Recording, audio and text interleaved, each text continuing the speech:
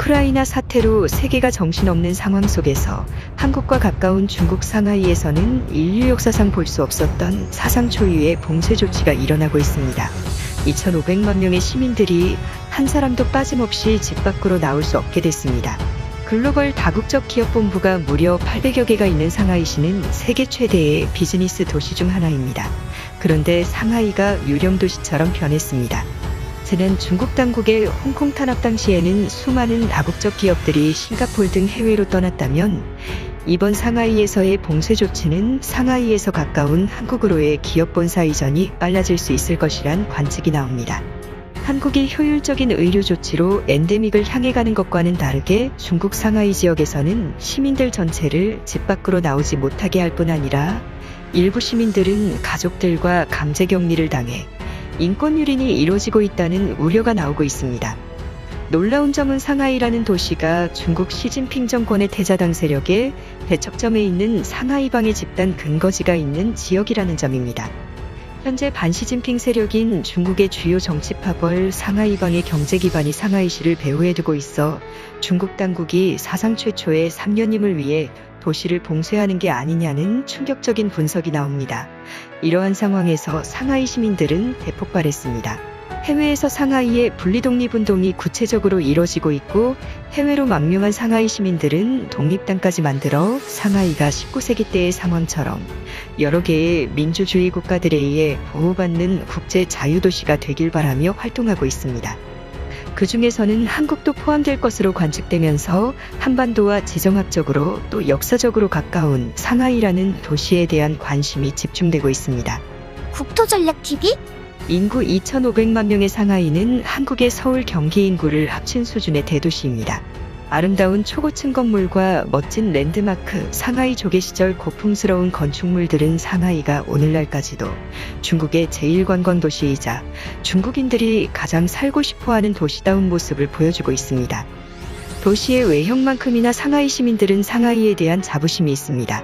정치, 문화, 경제의 중심지가 되어가는 베이징과는 또 다른 국제자유도시로서의 정체성이 19세기부터 이어져 왔다는 자부심이 있습니다.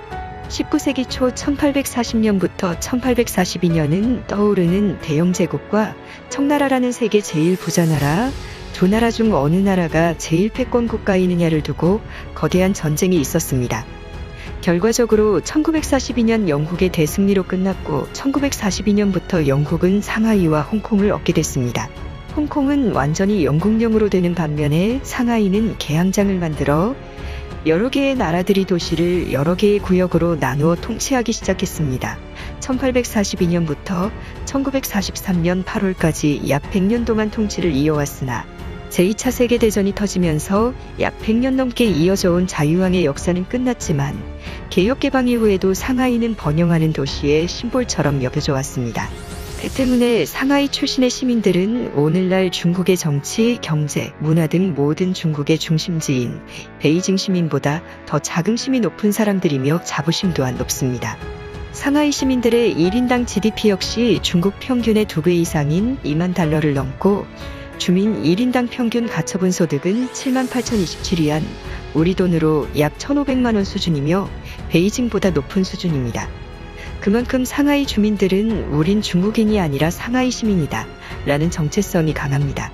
뿐만 아니라 외국인에게 폐쇄적인 중국 베이징 시민들이나 내륙도시들 주민보다 상하이 주민들은 약 100년 넘게 외국인들과 같이 생활해온 만큼 좀 더 외국인들에게 개방적인 마인드가 강합니다. 그런데 최근 시진핑 정권이 들어선 이후로 상하이가 핍박받고 있습니다. 2022년 초부터 상하이에서 방역 등의 이유로 한 사람도 빠짐없이 집에서 나오지 못하게 했습니다. 배달로만 식료품을 조달할 수 있고 심지어 세계 최대 물류터미널인 상하이항과 상하이공항 역시 폐쇄될 것으로 보이면서 사상 최대의 인류 역사상 유례를 찾기 어려운 공급망대란 위기에 빠질 상황입니다. 이번 사태는 인류 역사상 이러한 봉쇄 조치가 없었다고 할 정도의 사건으로 인권 탄압에 대한 의혹까지 제기되고 있습니다.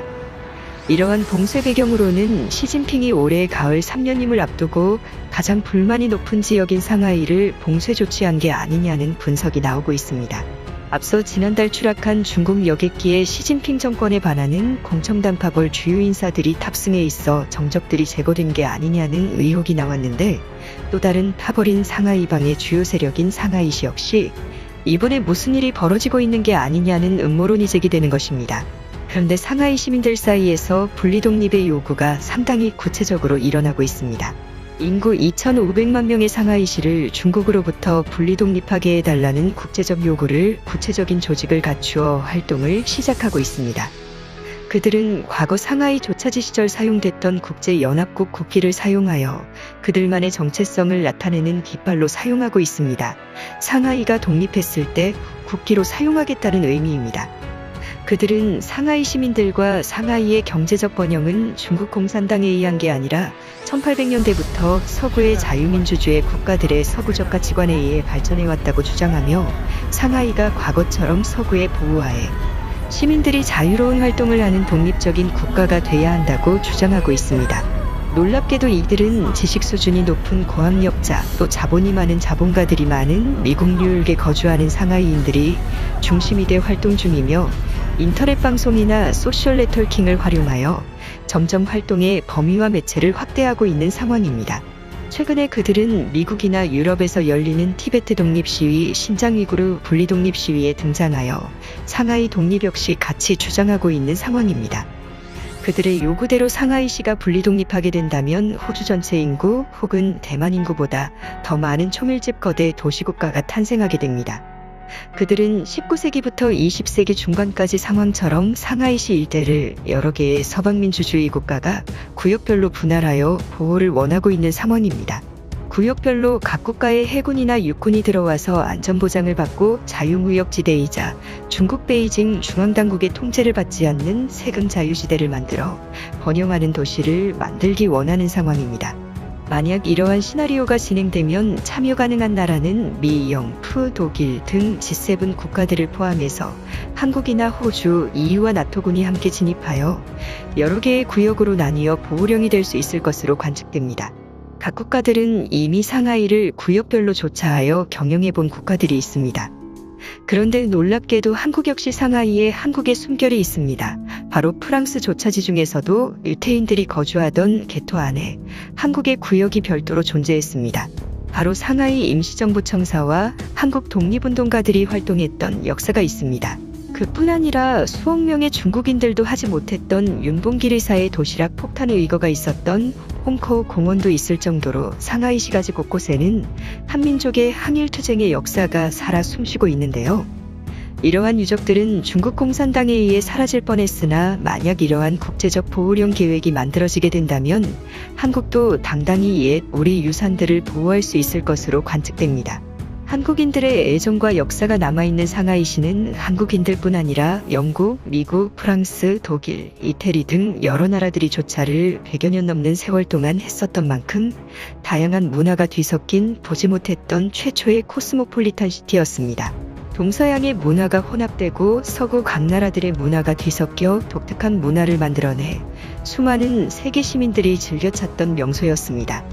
하지만 최근 중국 공산당 측의 일방적인 상하이 봉쇄령으로 인해 많은 상하이를 사랑하는 많은 서구의 시민들이 분노하고 있는 상황입니다. 특히 한국 측에서는 상하이에 진출한 약 500여 개의 우리 기업들과 수많은 우리 교민들을 보호하고 구출하기 위한 계획에 돌입했습니다. 과연 상하이 시민들이 과거 세계인들과 하나가 되어 서구적인 민주주의 가치를 향유하며 살아갔던 시절처럼 그 시절로 돌아갈 수 있을까요? 국토전략TV 오늘은 이것으로 마치겠습니다. 시청해주셔서 감사합니다.